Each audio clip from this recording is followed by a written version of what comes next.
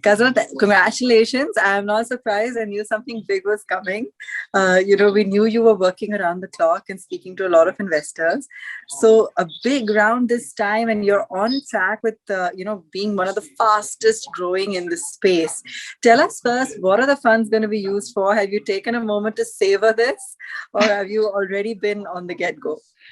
Yeah, but first of all, thank you so much for having me here. It's lovely talking to you.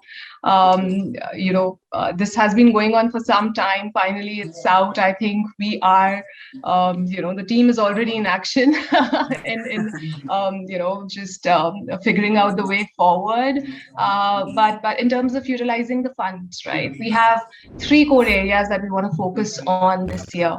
One is, growing the base business, which is Mamaearth. We still believe that, Mamaearth has a lot of potential, even still to acquire new consumers, enter a lot of new households and increase awareness. So that is something that we are going to actively focus on. While we are already, present in offline a little, but our focus is also going to be to increase our offline footprint further. So that's one. I think second, we're also working very hard to understand our consumers better and see what they are looking for, right? And while we do so, while there are a lot of things that we can do in Mamaearth as a brand, what we also realize that they are looking at a lot more. There are a lot of consumer needs where people are looking for other opportunities as well, where they need something specific. Just to give you an example, right, last year we figured that active skincare is the new need. Some of the consumers are looking forward to it. Active skincare is basically having products that cater to certain specific skin conditions like acne, pigmentation, etc. And while we identified that white space, we came up with this organic opportunity. The brand is called the Dermaco, that we launched last year in January, which specifically caters to this with products like 10% niacinamide and 2% salicylic. So understanding those consumer needs, and if needed, giving them solutions through organic opportunities is the second area where I think we will be focusing on. We are actively working towards it.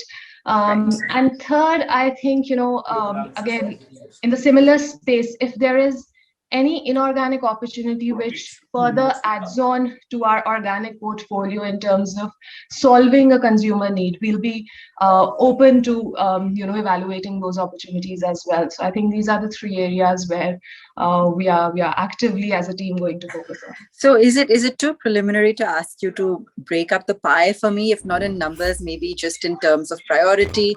When it comes to building on existing brands, investing in offline distribution and acquisitions, what's the kind of portion that you're looking at? So just to give you an idea, right? Offline, I think we're already present in 15,000 stores as of now. And what we are looking forward to is being present in 40 to 45,000 stores by the end of this year. We will also be experimenting, and this is just an experiment, but just putting it out there. We will also be experimenting with EBOs and standalone stores to see how that does for us. In terms of inorganic opportunities, I think we have TDC, where we are also testing our playbooks that we built in Mamaearth, be it from a distribution point of view or a marketing point of view, just checking how that does. And what we have seen in the last 14 months is that those playbooks are really strong. The scale, I mean, given we all know that the kind of pressure founders come under with investment as well. And as you mentioned, some numbers just a short while ago, 45,000 stores across India. That's humongous scale that you're looking at. How confident are you? You're coming out of, the pandemic, where I think things worked to your advantage. People were shopping online and your distribution model worked. You're taking on this humongous challenge of moving to offline. How confident are you of delivering, and what's the kind of time frame you've given yourself? So I think last year was the most challenging year for all of us, right? Where at a certain point in time we had also lost hopes, and we were, not just having a plan A that we had made as a BP, but having a plan B, a plan C, a plan D, with keeping different options on how this COVID situation is going to, come out. That said, even in the last 2 years, we've been able to grow 400% year on year, right? It's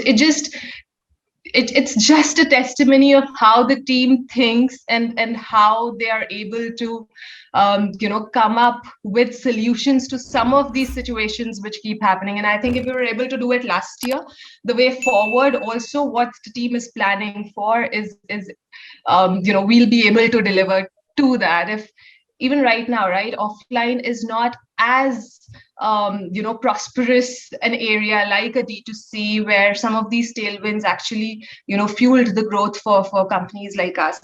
But it's still opening up. I have full faith in the people that we have. I think they make all the difference.